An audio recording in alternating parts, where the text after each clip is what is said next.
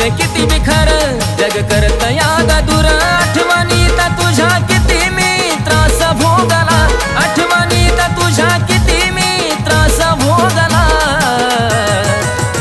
माझ्या जानूच्या लग्नाची खबर ऐकून जीव तडफडायला लागला माझ्या पिल्लूच्या लग्नाची खबर ऐकून जीव तडफडायला लागला